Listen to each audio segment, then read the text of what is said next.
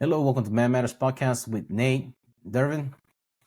How's it going, guys? I'm doing good, man. It's a good weekend of competition that just happened. Very. It was action packed. Yes, and it was different rule set as well. Yep. Different competition. So, how do you like the new dog? I mean, the new kid in the block, CJI. I liked it a lot. That was probably the best grappling I've seen in possibly ever. Honestly, that was really good stuff. Because it has different aspects of grappling. For example, the alley concept, in which you were forced to keep action in the middle if you're getting close to the edge. Some people like was Andrew that jumped on K. Rutolo's back in the first period? Yes, he did. That's an aspect in there, or you're trying to go get somebody and he will put his feet against the wall. It's hard for you to take him down, or if you're keep your legs low, it'd be hard to take him down. And then Luke Rocco versus Pat Downey, he was facing against the crowd. He was dabbing Demetrius Johnson. He got caught in the rear naked choke for dicking around. Yeah. But yeah, that alley aspect, I like that one a lot.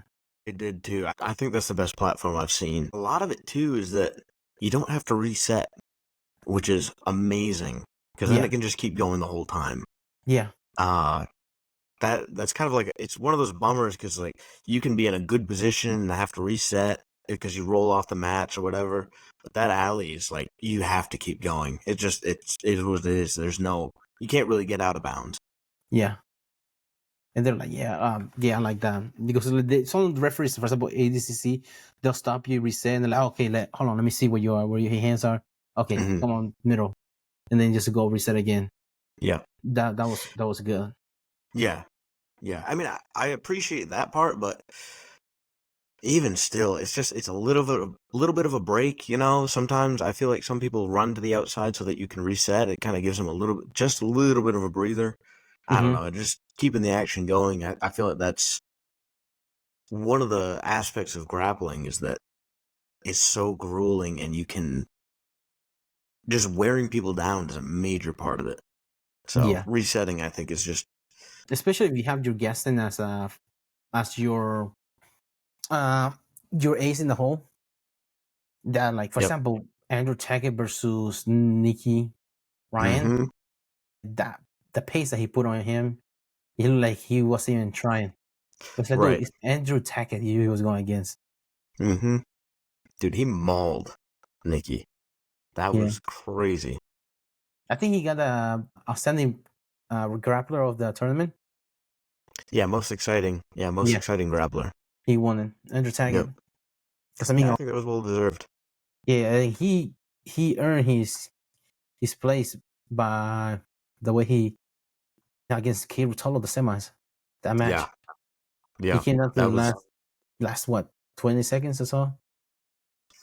What's that? Would they come down to the last 20 seconds where K. Rutolo was able to catch him like a guillotine or something like that to separate him? That was it. Like, wow. That was a good match. That has to be probably my favorite match that I've ever watched. That was so crazy. Just both guys, both having pretty much unlimited gas tanks, so that wasn't really a factor. And then both are just fearlessly attacking all the time. And it's just, you never know what's going to happen. So also, that's another thing that it rewards the attacker. Yes. It's not like stalling. Yeah. How do you like the 10-9 system? What's that? The 10-9 system between of the rounds. How do you like that? I like that a lot. Yeah, I like that a lot. I think why would you? To me, I mean, I guess it could, in theory, the person who's winning could stall more, but I don't know. I feel like it just gives them something to fight for. You know, if you know you're down, you're gonna be fighting like a dog. Yeah. He gets you on desperation mode for sure. Yeah. Instead of one long period. Right. And it allows you to change your strategy a little bit. Like if what you're doing is not working, you can kind of rethink a little bit. So that's cool. What's the other match? That was Chen versus Hulk. Remember that one? Chen versus Hulk. He's the kid from South Africa versus the Brazilian guy. He got him in he false rip, and he turned it into a calf slicer, but from the front. That's right. Yeah. I was like, dude, his knee was going to explode. I was like, oh, dude, that looked so bad. Yeah. But his arm has to be hurting us at the same time because he's clasping with his knees, and the only thing between that guy knee paper clipping his knee is his forearm.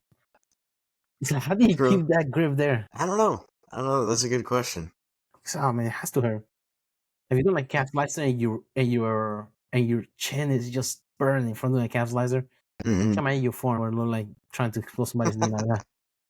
Yeah, it's probably got a bruise there or something. Yeah. So it's like winner takes all.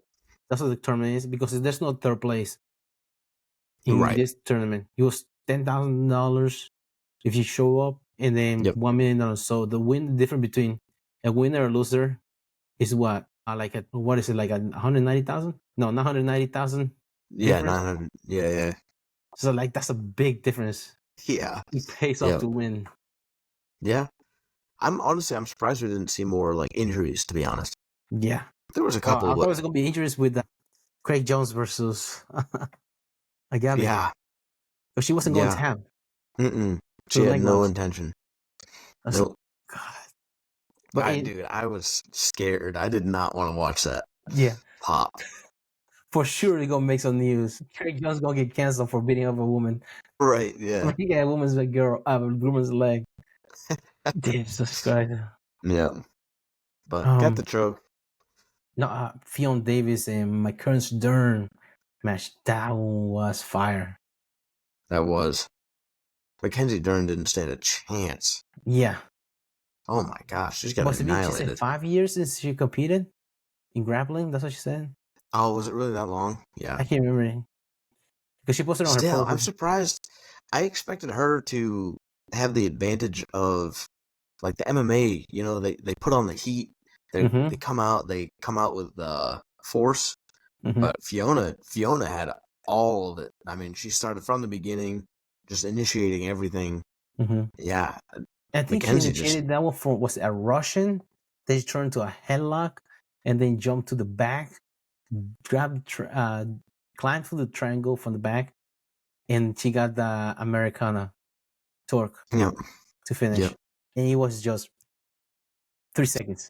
All the whole sequence was 3 seconds max from standing. Jesus. Yeah.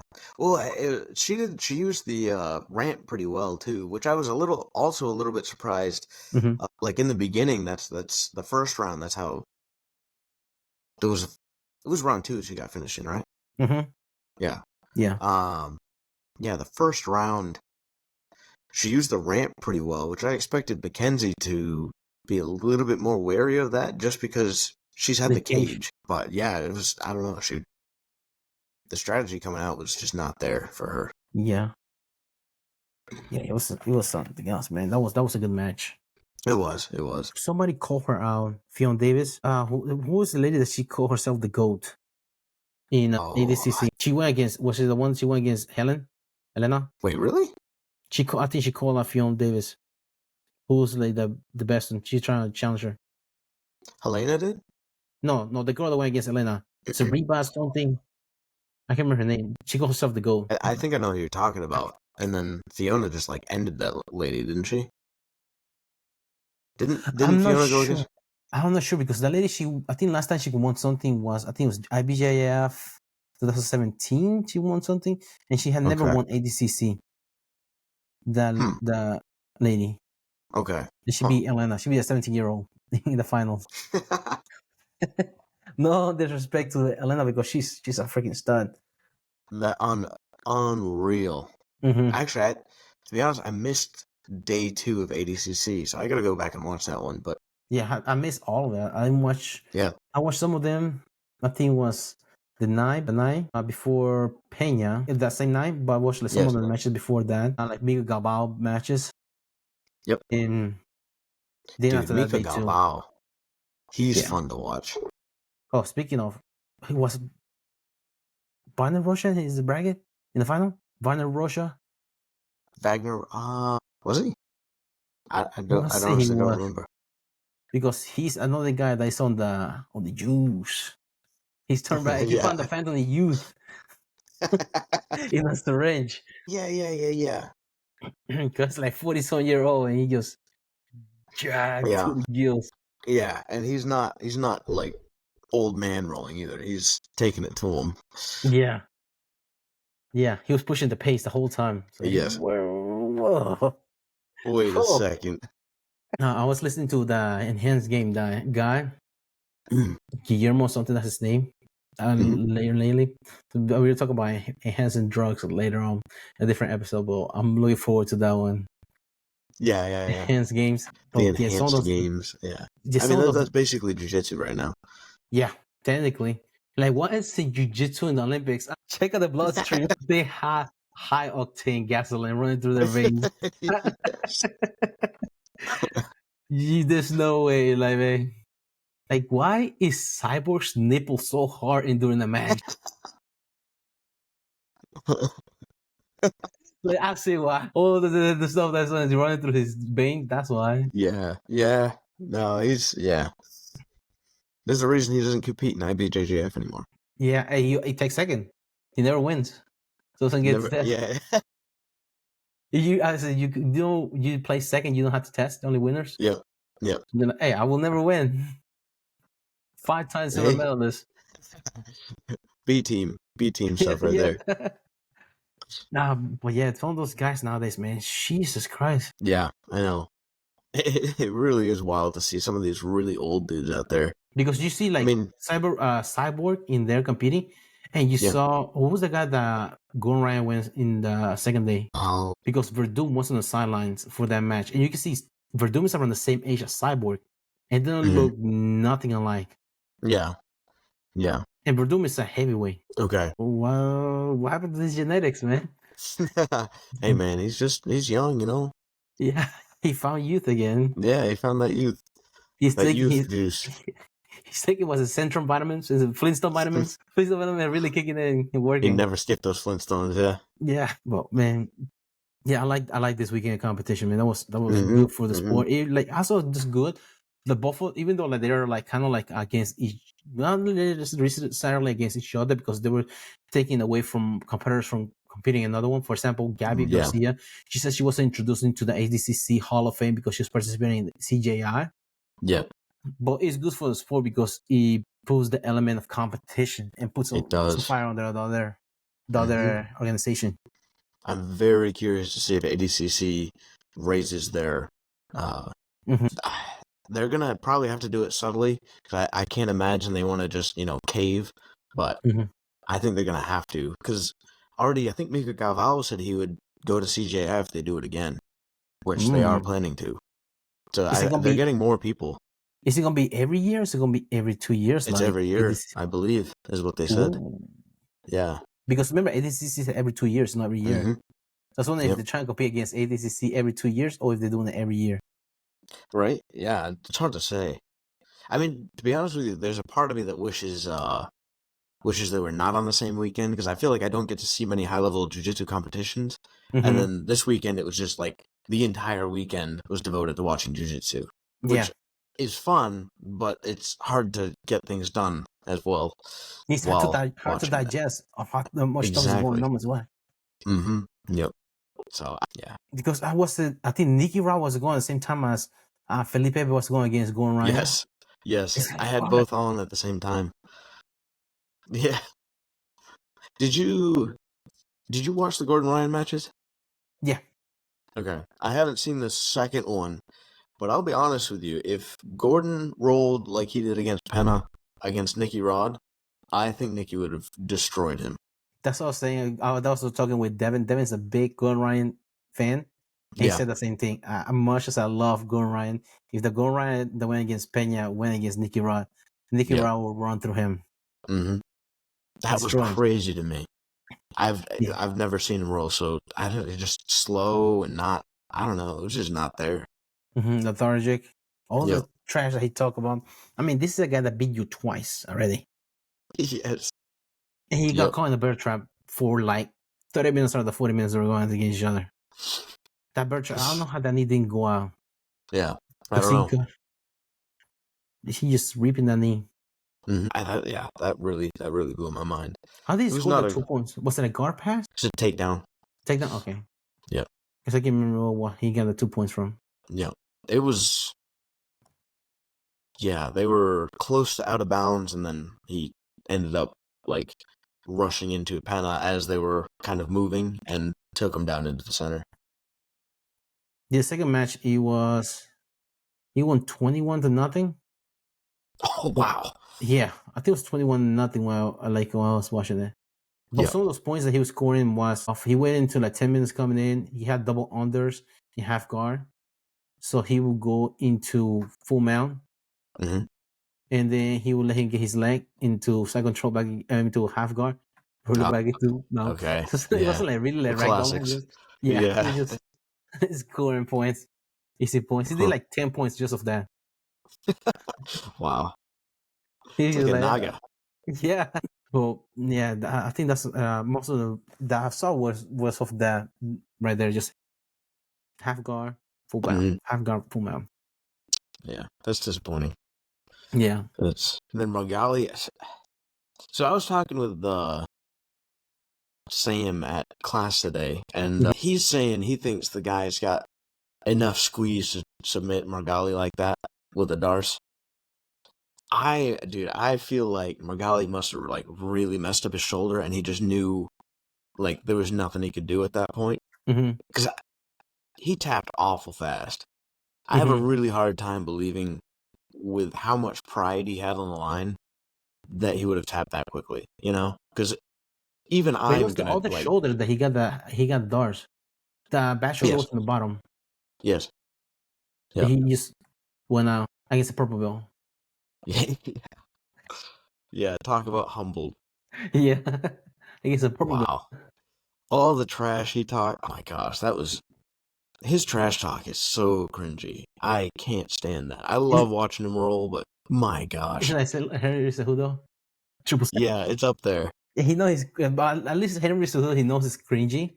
So he make it like it's cringy. Yeah. Yeah, that's valid. Because he's cringy as hell, man. Triple C is for triple cringy. But man, I haven't listened to him, but I remember him and Gordon Ryan were really celebrating before like their matches are gone. They were like celebrating with their belts and stuff like dude, that's bad. That's before this? Yeah, like the day off. They like before their matches had gone on. He was there, like me and Marigali, we were celebrating. But like, so he's trying to be like trash talk, like Gordon Ryan. But he hasn't like won like last much as Gordon Ryan. Right. No, it's very true. I always think it's a weird dynamic too, because Margali, I feel like he wants to be like, oh, I'm the best, but then he's not trash talking Gordon. Same weight class. What's that? It's the same weight class. They are, aren't they? The one say yeah. Yeah. So I don't. To me, it seems kind of funny. It's like Margali doesn't want to overstep his bounds, but he's still trying to say he's the best. I don't know. It's always, I always wondered how that dynamic goes. But. Because imagine the dynamic whenever they had the death squad and you had Nicky Rod and Gordon Ryan in the same room. I wonder what the dynamic was like. Like, yeah, like pitch, fuck off. And Nicky Rod wasn't gonna be like that. Like, nah, man, barking the wrong tree. Yeah. And my girl, man. One thing I was going to bring up was, you know how in Jiu-Jitsu, somebody has a long beard, they like it's hard for you to squeeze them and choke them. Be able to think like free naked choke. For example, somebody like Roy Nelson, it's hard for you to like choke him because you need to get a good grip on the neck. Yep. I wonder if the thing applies to Mullets. Kentucky waterfall of the bag. I wonder if it applies the same way because you had that fluff back there. You want to get fully squeezed because you had all the room back there. Maybe. Because I saw like the kid Chen, he had a mullet during the CJI. The South African kid. Okay. I don't know. Wow. Because he has some wiggle room. Somebody get you in the guillotine. Yeah, You use that neck cape to get out of there. that's You know, right. Doctor Strange whenever he gets in trouble, the cape save him. There's a neck cape out of choke. That's why so many grapplers do it. Oh yeah, man. There's the ace in the hole, man. Get a Yeah. wiggle out of there. You whistle your way out. That's what I was wondering. I was like, man, because I know some grapplers talk about that. For example, Roy Nelson, he said he grew his beard. It wasn't because of striking. It's not for it to get knocked out. He still get hit, but instead of doing chokes, that's hard for you to choke him with the beer. Yeah. So that's why he grew the beer. Yeah, I have to say, yeah, that might be true. I'm curious to see how that is. I haven't tried to choke many people with like a big beard, so let's keep that in But mind. you should have tried to, for example, when you real naked show, you should have tried to can open there. But if the beer's in there, how do you able to get your hand in there? That's valid. They're wearing like a scarf, like a hair scarf. Yeah. On their neck. Where is it? Meanwhile, they have a chin tucked in. You know, the ones that don't have a chin, just like they're lifting. Yeah. Like, fuck, where did they go? It's somewhere in there. You know, What? because they're yeah. But yeah, I was thinking about that. That's a factor during grappling. Mm-hmm. Yeah, definitely. Shoot, there's something I was gonna bring up. Oh, you got the Nicky Rod calling out Gordon, the $1 million. Yeah.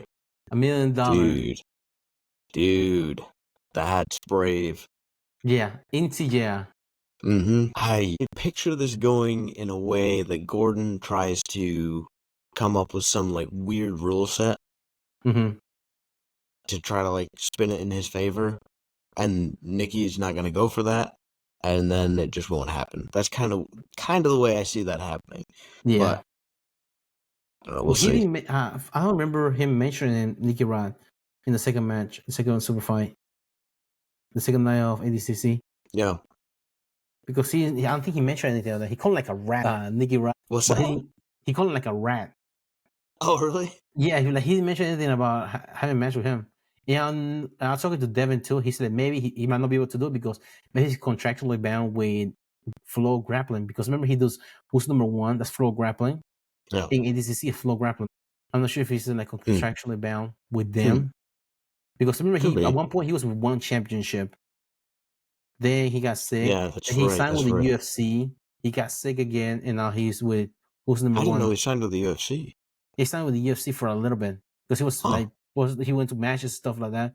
That the UFC had. I can't remember the name of the events. I think it's UFC Fight Pass because they had. Damn, I can't remember his name right now. Jeff Glover versus Uriah Faber. Uriah Faber beat Jeff Glover in the match. Yes, so it's one of those like Fight Pass or something like that. I remember that. Yeah. Jason North went against a guy, and he beat it. Was it a leg lock? I can't remember. He won, but he beat somebody in that match. But he used to be with the UFC for a little bit because he was like a sideline, saw the matches, and he got sick again. And now I think he just backed out of the contract because he was able to compete. Yeah. Is there a Who's Number One coming up soon? I haven't looked it up. I'm trying to think. When is the Mikey Musumeci versus Rotolo? I'm not sure, but I see that he's training with Brandon Moreno and Mighty Mouse. I saw that. That's pretty cool. Yeah. I mean, those are both UFC champions. Dudes. Yeah. Mighty Mouse is unreal with his grappling. Yeah. Remember that he got Ray Borg? Remember he got Ray Borg of the slam? He picked him up. As he was dropping, he locked in an armbar. Yeah. It's like, Jesus.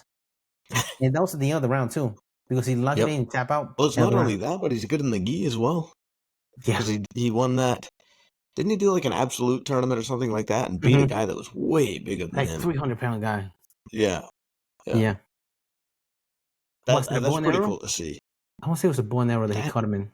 Seems right. Yeah. I don't remember for sure, though.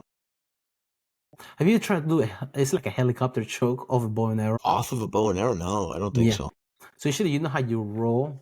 You have the bow and arrow. You roll this way to lock it in. Yeah.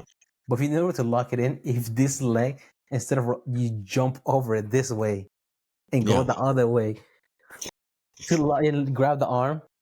Yeah. It's hard for like him to get out of that one. I've seen that from. I've seen that if they do turtle. If they turtle up, I've seen doing that.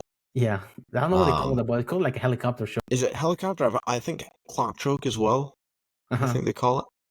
But yeah, that is nasty. Yeah, That's a quick one. Time, I like to go bow and arrow, and I'll jump, like literally jump for the leg.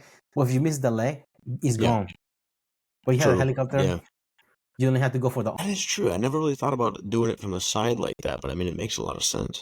Mm-hmm. I might have to try that. Yeah, it is fast because some has just some triangles that you grab. You try and get the angle. You try and grab the leg. If you have to go for a leg, you can just grab the arm and finish it from there. Mm-hmm. Same thing with this one. Yeah. Especially for somebody who has short arms like me. Just get him on there. Yep. Nah, I feel that. And then, I mean, that, I don't know, the ability to put your entire, I mean, I know you can with the bow and arrow as well, but I feel like you can get more pull because you're kind of like deadlifting their collar into their neck with the helicopter choke. So I don't know that. Yeah, it's and then most of it's serious force. It's upper body. Yeah, the whole move is syndrome on the lower body instead of you trying to split it in half by grabbing the leg. That's true. Yeah, you're fighting less of them. But it's kind of like a crucifix choke, kind of. If you've seen the people that get a rear naked choke off a crucifix, I see. Rear naked, really? There's nogi? In the nogi? Yeah. What's her name? Sam Whaley did it to Carlos Parza when they went against each other. I'm not able to find that one, but she caught it. She had it like in like a crucifix. That's an interesting one. I never really liked the crucifix just because I never know what to do there, unless it's the gi. In the gi, I can do a lapel choke there, and that works really well. But in the no-gi, I almost never go for it just because it feels like I get them there and I don't know what to do. Kate Rotolo was good in the crucifix. Yeah. What's he go for? I can't remember what he went for, but he was able to like get like a good control. Mm-hmm. I've already forgot the guy's name. The Australian guy with the like colored hair and painted nails with a super good guard. Australian. Larry? Yes, that's right. Yes. Dude. Okay, so here's the crucifix. Probably. What's that? He had a sticky guard. Yes. His guard was just like you think like you were able to the first 2 rounds. There, right. Yeah, the first 2 rounds are just crazy. Was it like false sweep he was going for? He got a good grip on there. He had a weird grip. It was like his arm went like underneath his leg. At first, it looked like he was outside the La Hiva, and then he was switched to false sweep. Mm-hmm. And then he just catch in there. Yeah. Also, he was training the Island Gals. Yes. Yes. Yeah. Well, I thought that was a really interesting match because it's Cade, right? The one who won. Yeah. Cade had already beat Lachlan. He beat him in ADCC last time. Yeah. And so it was pretty interesting to see that. But this guy had the best guard I've ever seen. That was unreal. He was able to pass his guard. What's that? He was able to pass his guard the first two rounds. He wasn't. Yeah. Right. Yeah. Yeah. He was like crazy guard. Yep. He never really passed, did he? I don't think so. But what did he get? Was it a leg lock or something? Is he able to? Because he was trying to like a backhand spring, trying to pass his guard. Yes. And he was still struggling. Like, fuck. Well, that's the thing. He never really got like a good threat. It was more he initiated more. That's all it was to it. And that's kind of like disengaging too. What's that? He was disengaging too. Yes. Yep. True. Oh. I feel like that's kind of the hard part about. That's the downfall of really good guard players. Is it's hard to be the aggressor from the bottom. You know who's some guys can do it. Do you know who's like that? Owen. I've seen Owen Tinton. He goes in Toro Cup. Okay. He's like a bottom guard like that. He's hard to. He lost against. I mean, Adolfo lost against him. He couldn't pass his guard. He went to overtime. Couldn't pass his guard. Yeah, I remember that. Yeah. So like he has a guard like that. Yep. But here's the move I was telling you about. So this is right here. She has a crucifix and a rear naked choke at the same time.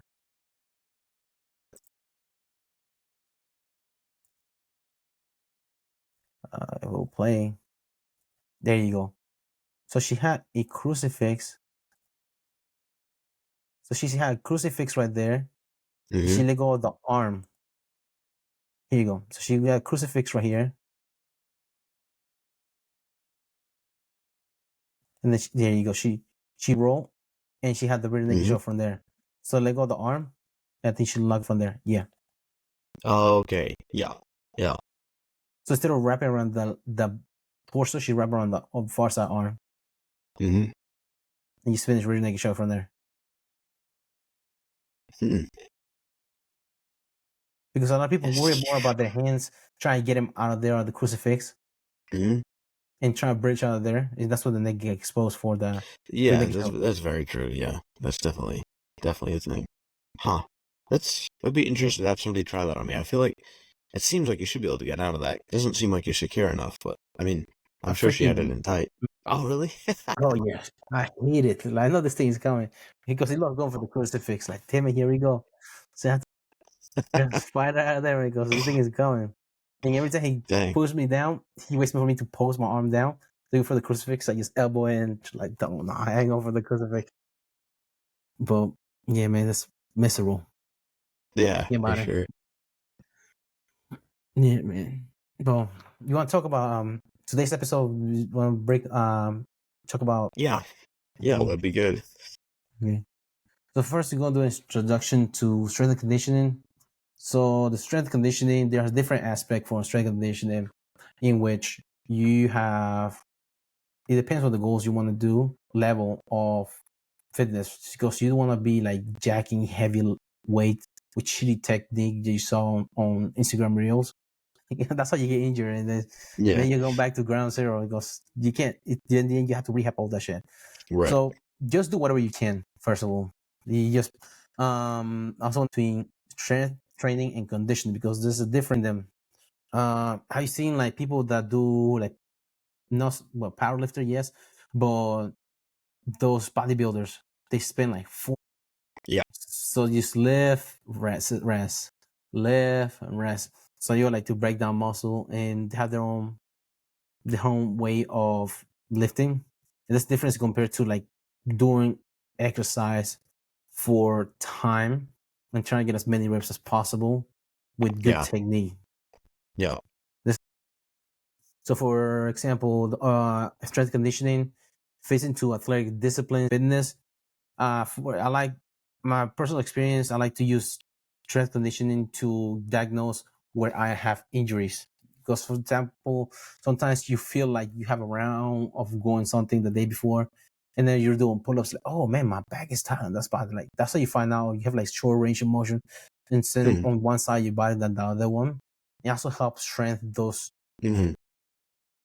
Interesting. Have you ever noticed that whenever you do exercise? Yeah. Now that you say it, I have. Because for example, fighting a Kimura the night before and then you do bench press the next day, it's like, man, what is this? True. Yes. Different. That's very true. I did something to the very top of my shoulder. So I could not do like military presses or anything like that. Was that? Okay. I fucked it up in college playing garbage with my roommate. I rolled for an armbar into a freaking concrete floor. Oh, dang. No. I rolled the wrong way. Fuck my shit up. Right before the preseason for wrestling. I was like, fuck. Oh, no. It's gonna suck. I had to cut weight. So the way I would, even running it hurt because I couldn't do this right here. Oh. So the way I cut weight was playing soccer with the guys from the Mexican restaurant down the street. They would close the restaurant. They would bring the goals from the restaurant from the back of in the kitchen. they have over there, and we will play in the parking lot, and we will play for hours in there. That's how it works. That's funny. And that's it. Different strength and conditioning program. Yeah. Very. Yeah. Another thing I want to tackle was the benefits of strength conditioning. So improve muscle strength, and that's things that you want to have anyways. Mhm. Muscle strength, you want to lift, not just because you want to look good, but also you want to enhance joint health. Injury prevention, I think, is one of the biggest. Because I feel like it really doesn't take that much working out to make a big difference as far as getting hurt. Yeah, because you're not used to certain things, like be able to like certain motions. If just those tendons are strong, because we're usually in a business of getting our joints hyperextended and torque. Yes. It's like I use the analogy of a shirt. You keep wrangling and wrangling. Eventually, you're just going to lose elasticity on there. Same thing with your tendons and your joints.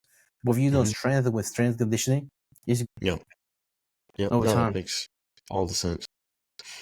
you see, like all their like practitioners, they have like, you see those bones sticking out of their shoulders, just fighting off Kimura. You seen those like one like collarbone sticking out on the other side. I don't know if I have. I seen like someone like fight, for example, the Shogun Rua. He has like a collarbone just sticking out like on. He's just over like training there because some people don't believe him.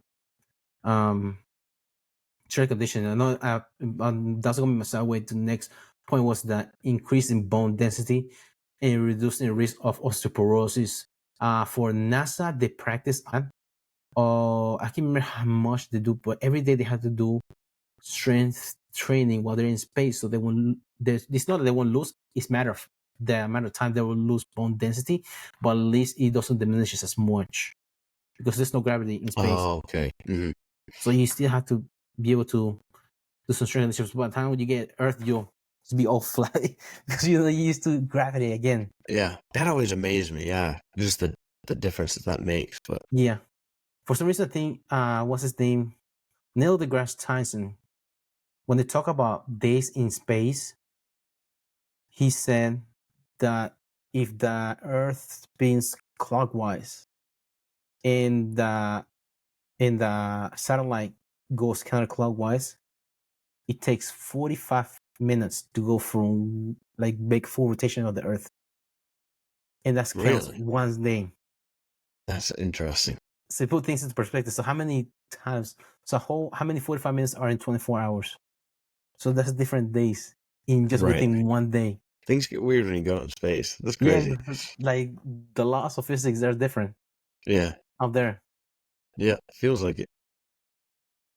Another thing was positive impact metabolic rate, and body has to compensate for that. Be able to digest food, because psychological benefits, including improved confidence and mental toughness, was good. You have something in your brain, in your mind, that's bothering you. Something simple, just go for a walk. Before a walk, let me just go to have a strength conditioning coach to tell you what to do in those aspects. Just do something simple. And one thing that as older people, they want to be able to have good mobility and bone density by just be able to do something, move something. Because person conditioning, this role conditioning in enhancing cardiovascular health, which is good. Cholesterol, high blood pressure, and other things, diabetes, in which you want to fight those by improving cardiovascular health. It helps a lot by exercising because your body is used to just getting that in. There are different techniques in which I like to do after working out. I like to get in sauna, so be able to keep the blood flow of the exercise. It's not putting as much toll on the joints. Yeah, because it takes the same benefits of working out. Your heart rate still be able to be up there and be able to. Yeah. No, I really do like the sauna as well. I feel like that's very beneficial. For some reason, have you ever doubt it. I don't think so. She's the first one I've heard about the benefits of sauna.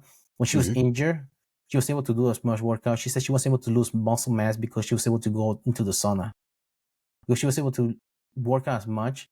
Because the reason you work out, you want to get your heart rate up, and you want to get the flow into the blood flow into the muscle. But if you're able to like get a little bit of something workout and then jump into the sauna, and you'll be able to keep the heart rate up, be able to keep the blood flow going to those muscles, even though they are not straining to get there, because the sauna is helping you get there. Yeah. I mean, so my old coach back in Maine, he really liked the sauna, and his thing was like, it kind of helps with your conditioning a little bit, just because it gets your heart, like you're saying, it gets your heart beating and your blood flowing, and yeah, for sure, yes, yep. So I mean, yeah, that's the thing. For me, that was I'd never thought about it until he said it, like with the heart rate, how it's kind of not quite cardio, but I mean, it kind of is with your heart at least. Yeah. And the mental toughness is also a huge thing, because when you're sitting in the sauna and you can feel your heart beating in your head, Yeah. and you know, like I'm gonna last a couple more minutes, you know what I mean? That is incredibly similar, I feel like, to when you're getting smashed in a match. Dude, I can just And open some the door and guys I'll be just out here. Same thing when you're in the match. I can just tap and this session will be over. right. But you have a couple more minutes, man. You have to tough it out. Last week we were going. I don't think you ever met Tim. Tim is a freaking animal, man. He's like strong as hell. He's like Nick, but he's like strong as hell. And he's like 40, 41. And he got Nick in Matt was on the side. You know how Matt likes to instigate Walker. He was like, yes. let him. Yeah. He was talking on behind. He said, like, let him break. Yeah, the good is, you know. Yeah, man. That's Yeah. your limb might not be tough, but your mind is. Man, I was laughing whenever man.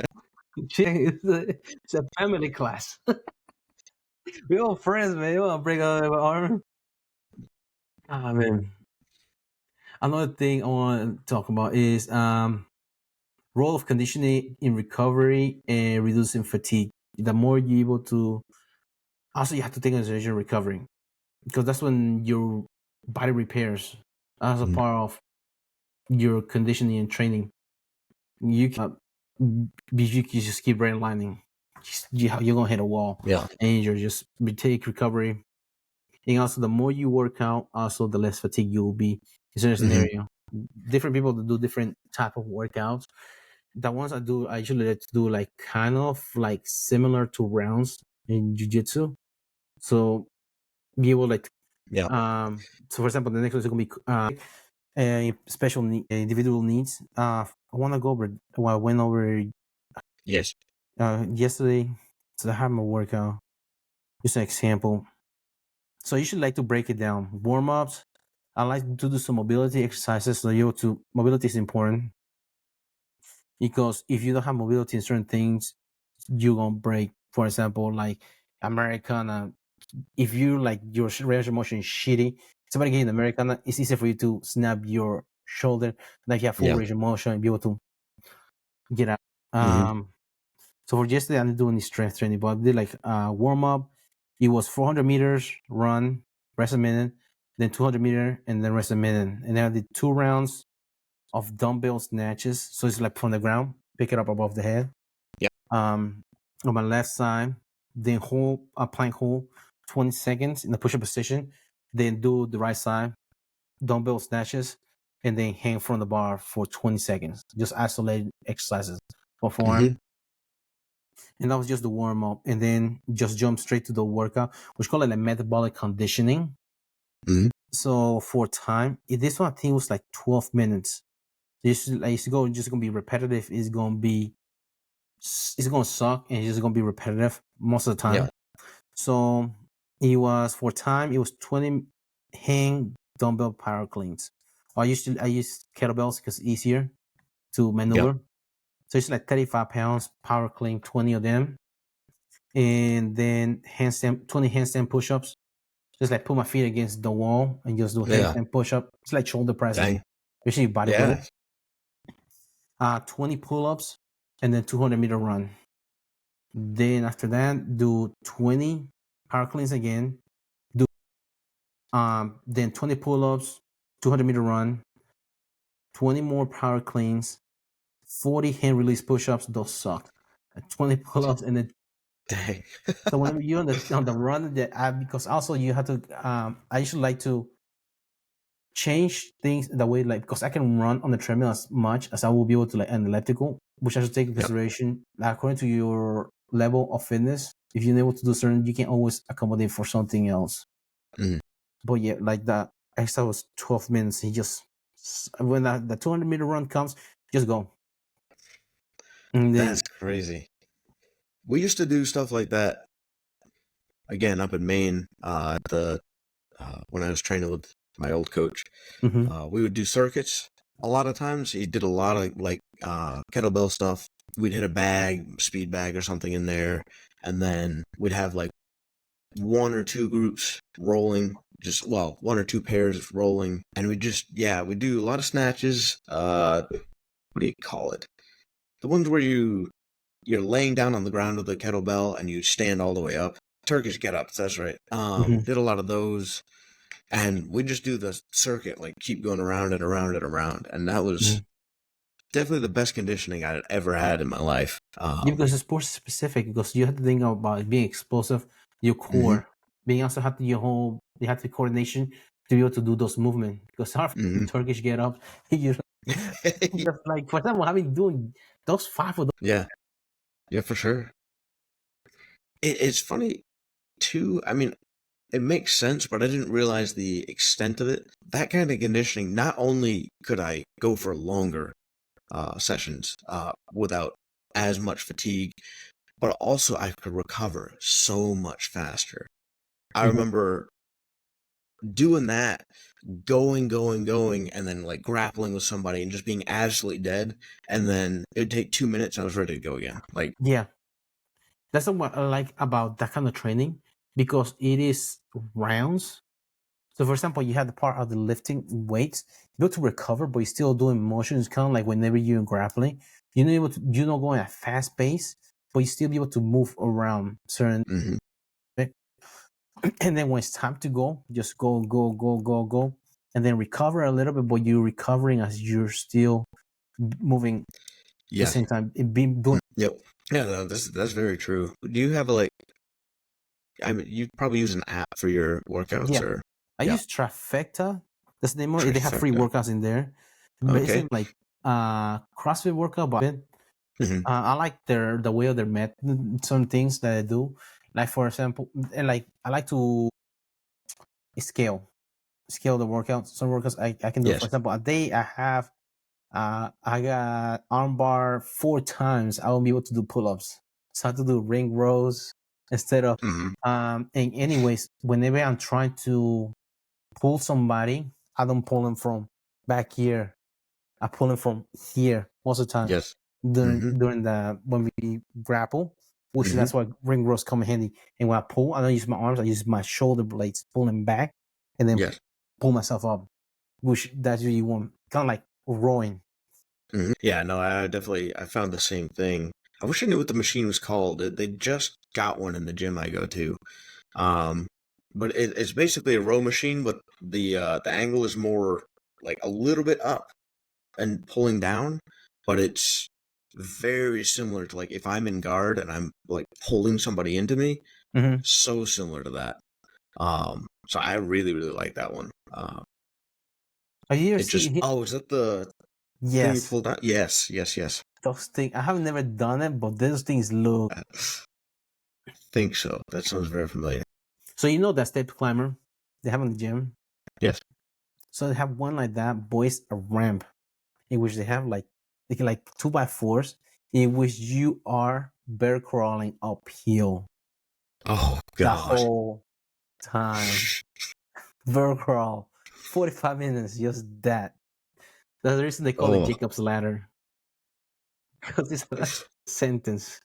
You repent for your sins while you Yeah, I believe that. My God, your shoulders must kill. yeah, bear crawl for that long. Mm-hmm. There's no way, and it tells you like how many like floors you had done. Really, that's cool. Yeah, it's like man. So some people do like try to do like Everest.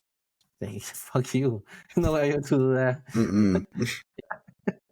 No way Yeah. you to. I've never done like that mindless step or the Jacob's ladder, but I can't imagine.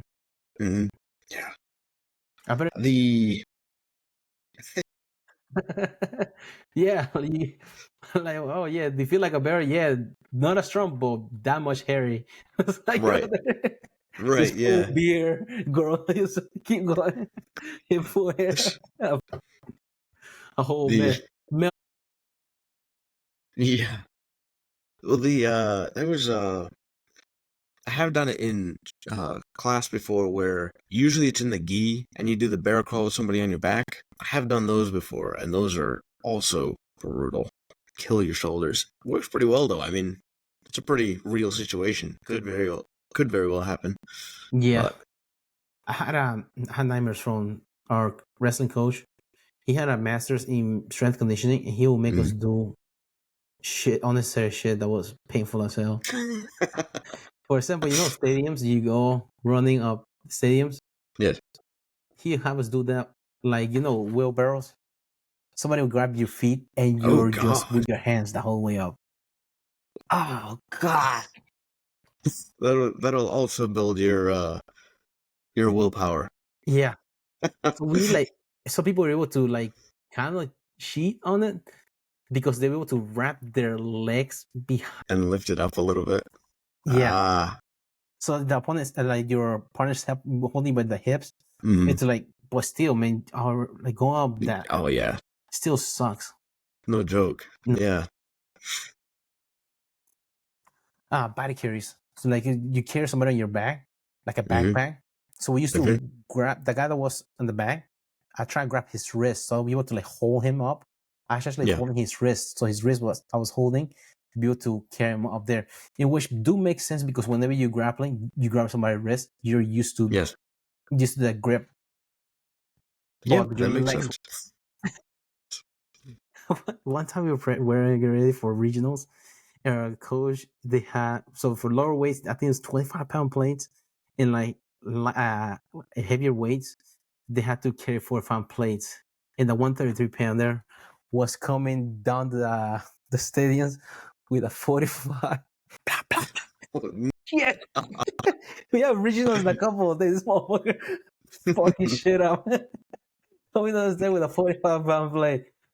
Dude, you're only 133 pounds, man. Oh, It's like half your weight right there, man. Yeah. I'm like, oh God. There goes. Victim weight, as they call it.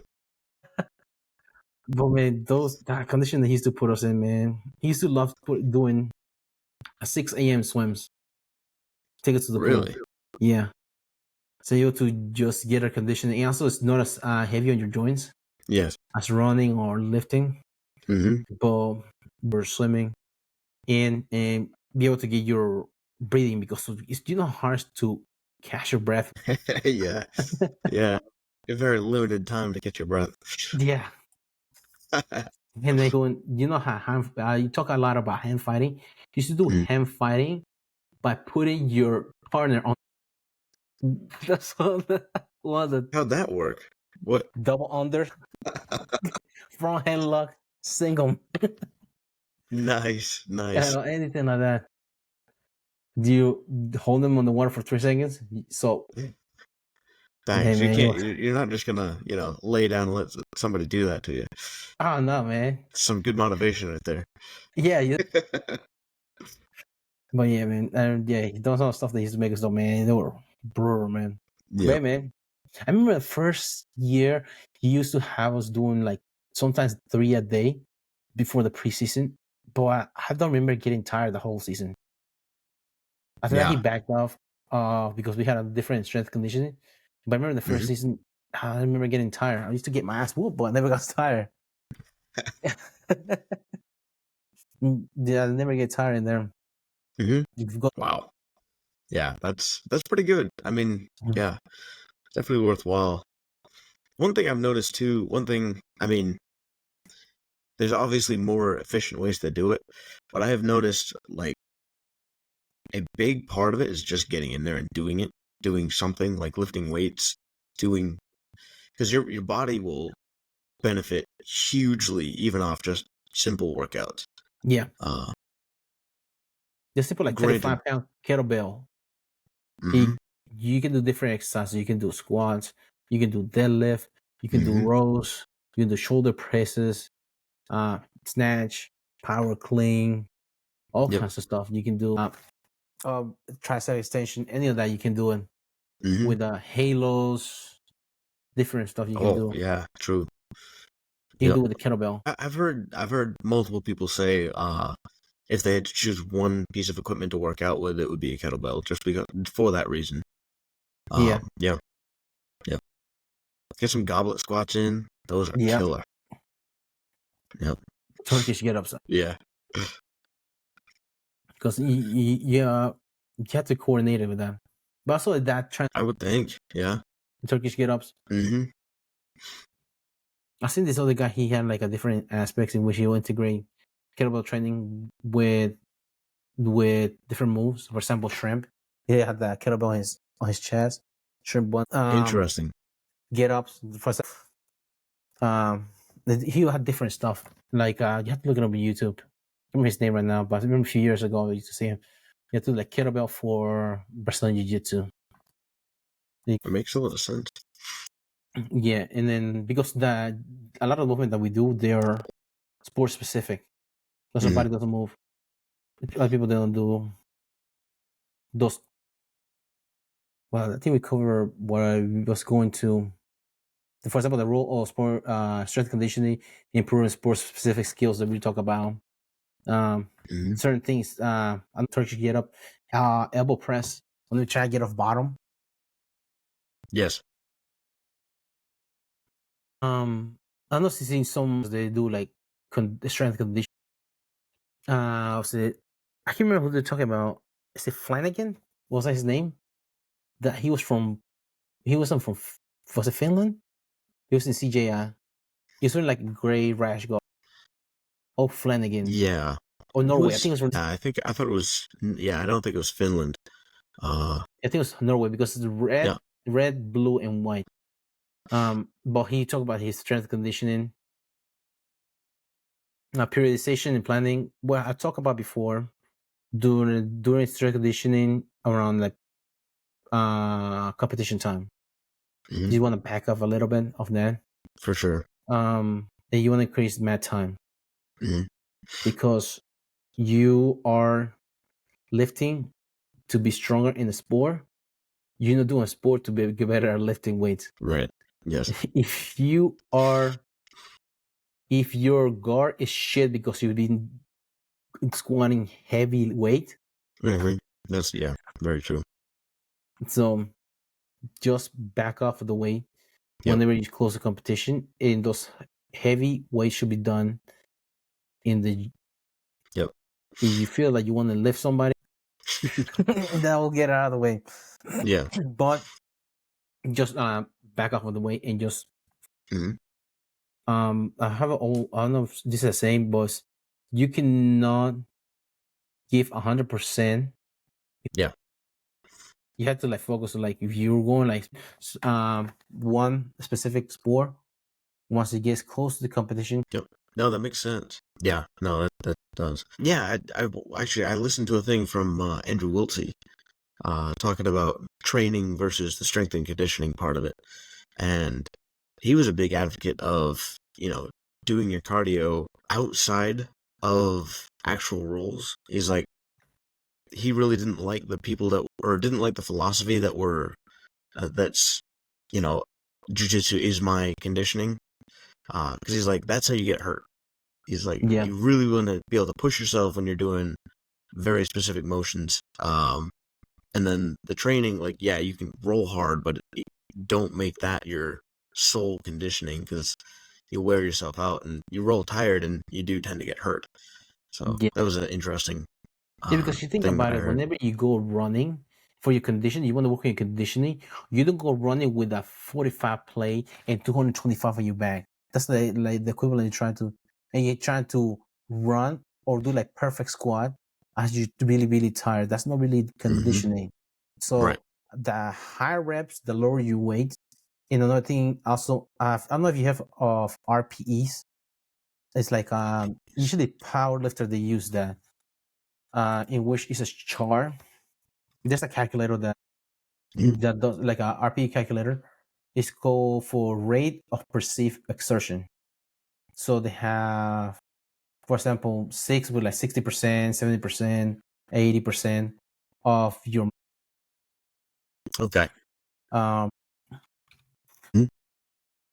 because it helps me like gauge like how much exertion I'm going to. So for example, if my bench was 225, it's done. It's heavy. Well, if my bench press was that, and then my RPE one rep was max of 100%, and increasing by 5 pounds. So compute that. So if I'm going to do the max, I usually like to go as 5 reps per round. So that way I'll be able to get my full range of motion and not exert too much, because I know I'm gonna be doing Metcon after that. So 60%, I'm gonna get my weight. My RP is 6, which is 76% of my 1 rep max. I'm going to get at 170. So you do in that set, you do 5 reps of 170. He calculates it for Okay. you. So that's not as heavy. You know that it's going to be a 6, it's not going to be heavy compared to when you go on 9. You do 190. You know it's going to be heavy. It's going to be 5 sets, and you know how close you are to your 100%. And then Interesting. if you go 10 reps, he calculates for you 140 pounds. Ah. So if I'm doing 4 sets, I'm doing 140, 145, 155, and 160, because 6, 7, 8, 9. I should don't go up to 100 or like to 10, because I know I'm going to be doing my metabolic conditioning after this. Okay. And you still be able to hit those reps and be able to base off your 1 rep max. Because Jason, I don't think you have of Jason Khalipa. He's a CrossFit guy. He won it back in 2008. He got into Jiu-Jitsu, and he's a pro wrestler. And he talked with Joko like, why am I like be able to like just crash whenever I like work out? He's like, maybe you have to back off on your RPE for strength conditioning. For instead of going to 10, just bring or 9, and then you'll see after that, see how you are. And then he said like, yeah. Interesting. Is that okay. So interesting. Was he like wearing his body out? Is that why that was? Yeah, because he's primarily CrossFit. He has his own gym. So that he uses a lot of CrossFit exercise, because Jocko still does exercises like that, but his RPE is not as like a 2 or 10. He usually back like 7 or 8. Okay.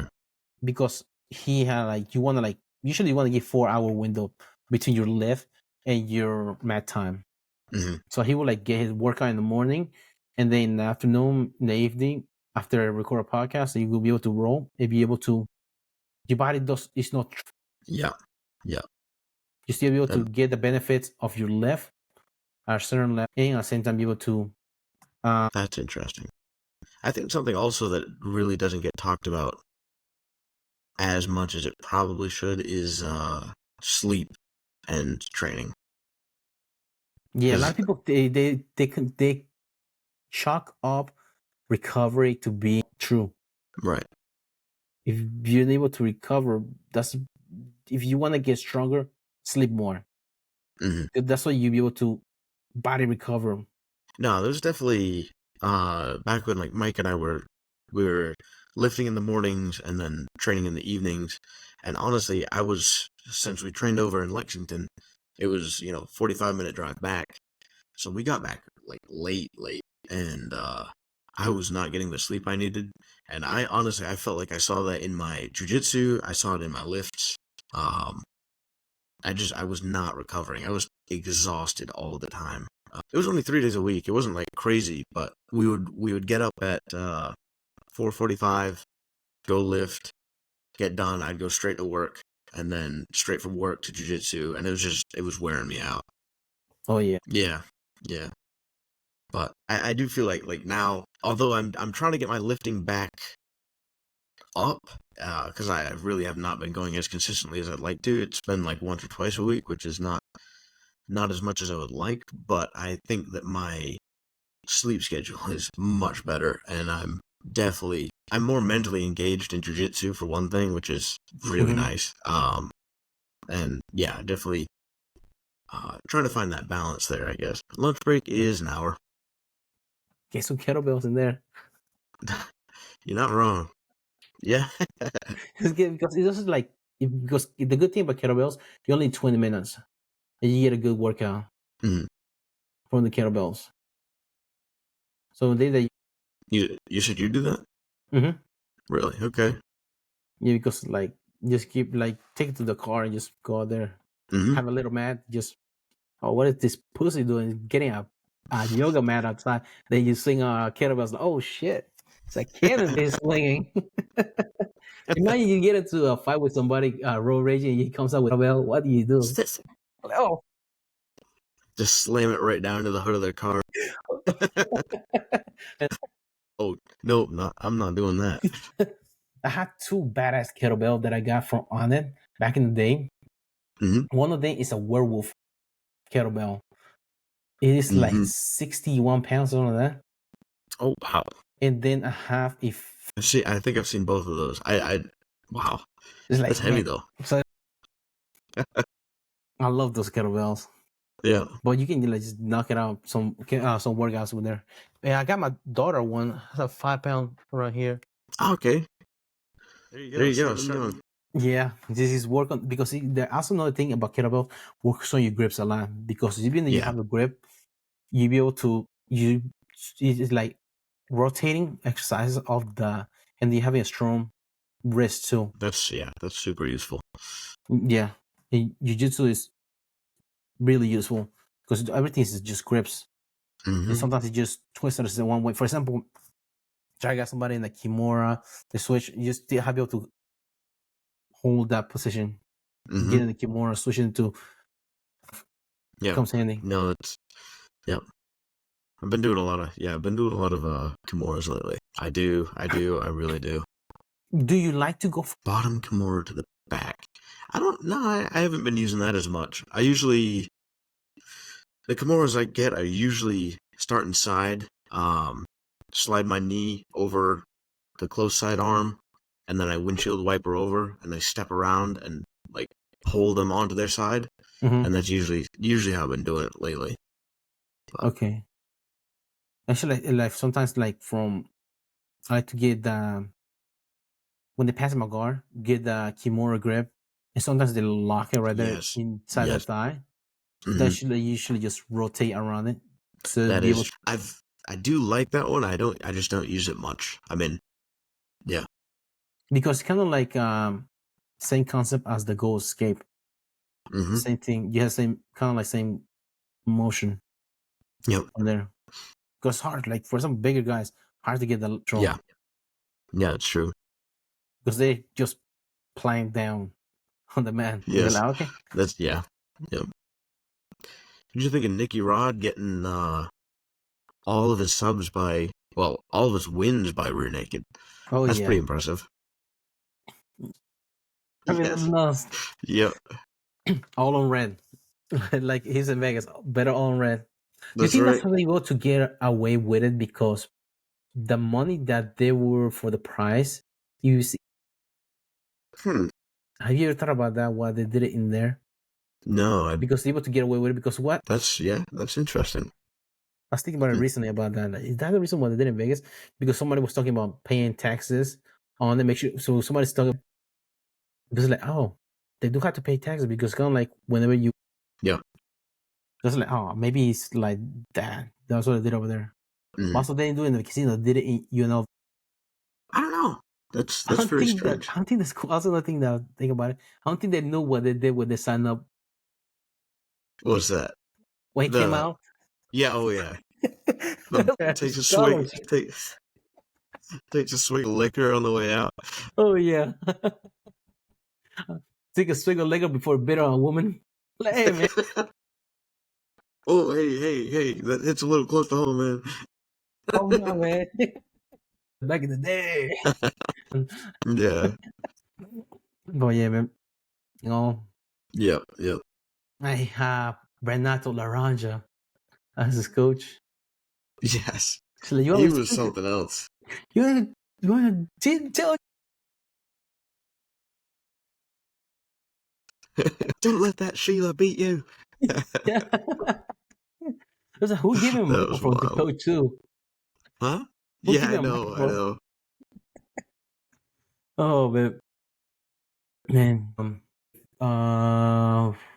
What else was I going to talk about?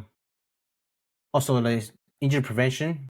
I think was like improves correcting muscle imbalance and improving movement. So, for example, like that, when we talk about Turkish get-ups, because you have to be able to because you have to be lined up and do the perfect technique for it, and you find different imbalances. For example, like that snatch itself, which goes for squat, be able to pull it up and just raise it up. So be able to find imbalances in certain exercises, because a bench press is usually just one bar. And if you are weak on one side, you're able to compensate with the other side. Yes. So if you were to for kettlebells, you see which side is more wobbly than the other, and be able to compensate for it, be able to improve. Right. Mm-hmm. No, that's definitely true. Then another thing was well-rounded strength conditioning program. It reduces common injuries. For example, knees are a thing, man. If you would like to be able to good squat, and be able to get good full range of motion, you have shortness. Like for us, hip flexors are a thing because of guard. So whenever you get in the squat, beginning, you want to be get deep squat, just stretch in there, and be like a side lunges, you to stretch a little bit, so you can see where the depths. You can also use that as a flexibility and mobility work, which I was talking about before. I like to do some prep, so pre-workout like stretches, and post-workout I'll do it exactly right after, but I can do it later on. But it's beneficial if you do it after, because it helps you cool down, and also your muscles are warm, because you don't want to stretch at cold, just snap sometimes. Right. So you remember, have you ever had that happen before, trying to stretch your hamstring, oh, I got Yeah, definitely. so Definitely you have. want to warm up a little bit, and then to do a workout. I like to do the warm up, and then before I do the lift, I want to do a lift specific get some mobility in the joint and the body part, and do my lift, then the metabolic conditioning, and then after that, the cool down of the exercise for the exercise that I did for the strength part. What do you do for a cool down? It depends. I'm doing deadlifts. So for the warm up part, I do whatever I have to do for warm up, and I do calf stretches, so it open up my hip flexors and my my psoas. And then after that, when I'm done, I can do, for the cool down, it'll be laying down on a medicine ball, or the same part for the psoas. Be able to just get my breathing in there. So in for 4, hold for 4, and just exhale for 8 seconds. Just getting that for 2 minutes straight. And then if I want to do my back, I'll roll my back on a roller or on a ball. That helps on with a softball or lacrosse ball. That helps, but you don't want to roll on the ball or having being smashed on before you do your lift, because that's how injuries happen, because your muscle is relaxed too much. Okay. So that's what you do after. You don't do it before your lift. I used to do it like after my lift and then go to my metabolic condition. It was like, I get injured a lot there. But if you do after conditioning, it helps you cool down, keep your heart rate down, but at the same time you're able to move around and be able to stretch. Thought about that, but it doesn't make sense. Yeah, it makes different. I walk different too. I don't know when Ryan walks. Yeah. Because so freaking. Yeah. He rolls. If we back, I don't know if he still does, but he back in the day used to roll like every day. Mm-hmm. So I can imagine how. Right, I know it. Yeah. Well, I mean, the acai he takes probably helps. Oh yeah. the Mexican. Yeah. Practice consideration is tips how to start strength conditioning program for beginners. So you can do like basic stuff, air squat. So the way I like to learn a new move is by getting reps in with little resistance. So for example, squat, you do air squat, then you go into box squat. So you squat to a box, then you start getting back squat, a little bit of time, front squat, and then the last one is be overhead squat. If you're going to do the progression, but you always want to do be able to get reps in good technique. Then when you feel like you have that technique down, then you do, for example, Tabata. Have you heard that? So you do 20-10. So 20 seconds, try and get as many reps as possible, and 10 seconds rest. So you're trying to, with no weight. So you just try and get your reps in with full range of motion, perfect technique. And then eventually when you have that down, that's usually, I think it's 4 minutes. So it's 8 rounds of 20-10. 20 go, 10 seconds rest. Once that's down, and this is not happening just one day, it's just like over time. And then whenever you see that you have the down, then you start putting on weight. And then you go back, start the process again.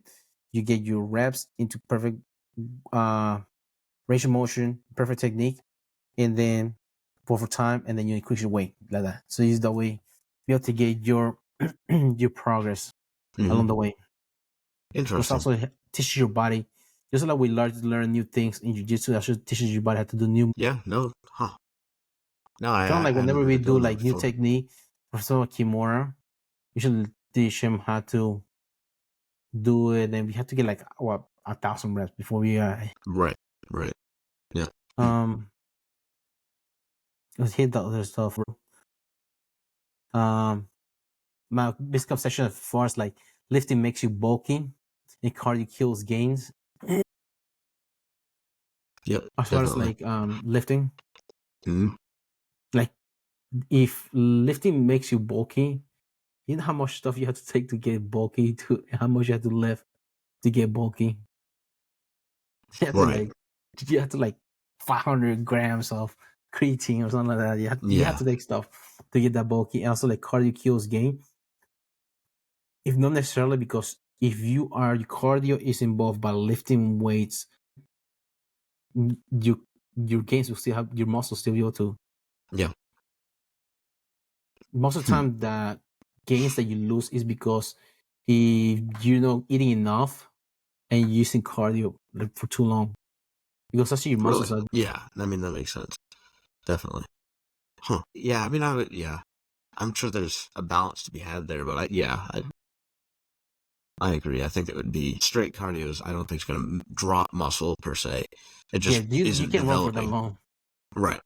Yeah. Unless like you're trying to train for a marathon, and even then they have to do some strength conditioning at a certain point. Women, they have also think that women don't lift weights because they get bulky. Like, dude, see the women that are doing bodybuilding, they're taking other stuff to be able to look that big. Yeah. Get that big. Right. Exhibit A, Gabby Garcia.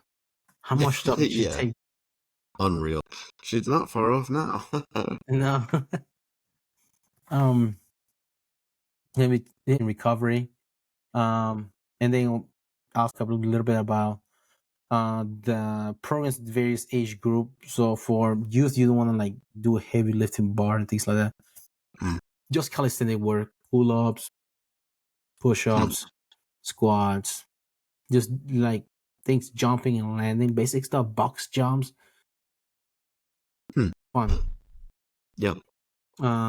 Adults, of course, you want to. That's when you are kind of like peaking, so you want to be able to like high weight and things like that. And just like we do have divisions in jiu-jitsu, we have like masters and things like that. Same thing applies for strength conditioning. You have to gauge according to or scale according to what the age group. Then of course seniors they are able to lift, but at least be able to get those, keep your bone density by lifting and moving around. Yeah. Because I don't know if you heard that saying, you either make time for your wellness or you are forced to make time for your illness. Mm-hmm. You the one, you become a prisoner. Yep. Because your goals might be different than mine. Right. Yeah, but I think this hit everything else. Like benefits of good strength conditioning, fitness routine. Most of the time, just consult a trainer, or when you're watching like videos, make sure that REAL instead of REEL, so they're the correct technique. I mean, I happen to like those Instagram techniques. Oh yeah, I see people do kettlebell snatches above their head and just land on their head. And then like I don't have anything else like on for the strength. Do you have any like things that you want like questions? I mean, I guess it's, I don't know.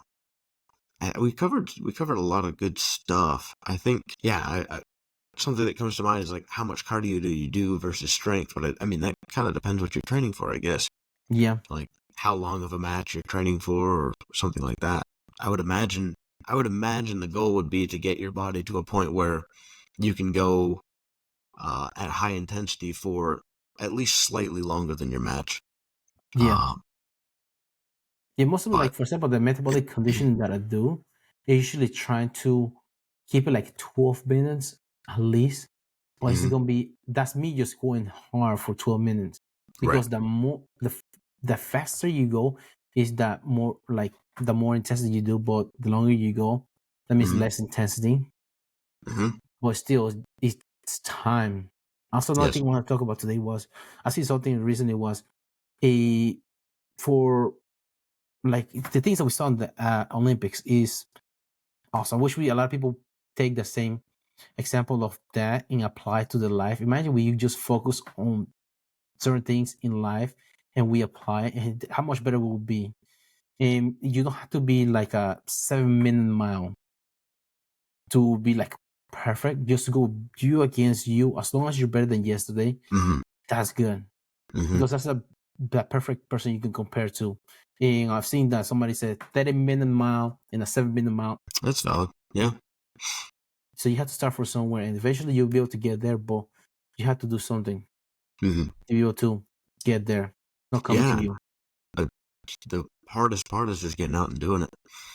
Yeah, that's what I said. The heaviest weight in the gym is the front door. Yeah, that's true. It's hard just opening the door.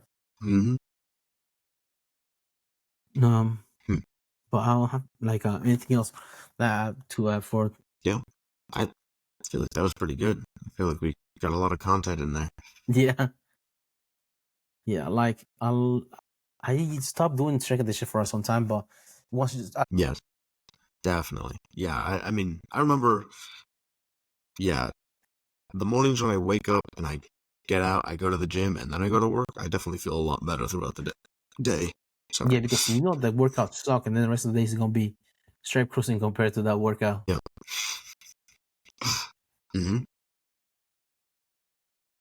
Because like something about it, like just going hard. I got the shit done. It was brutal, but just yeah. You know, you did something after that. Yeah. All right. Yeah, I mean, I feel like that was pretty well covered. Yeah. What's that? We gonna call it in? Sure. All right. Well, thank you for listening again. Just make sure to like, subscribe, follow with your friends. Salute to our comrades in Russia and Netherlands listening. We have listeners in Iowa, South Carolina, in other places according to.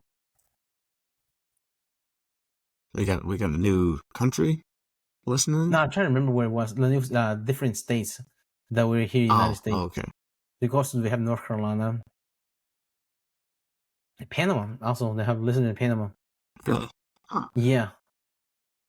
Shout out to them. Yep. Third world country. I don't know where that is. If you will love.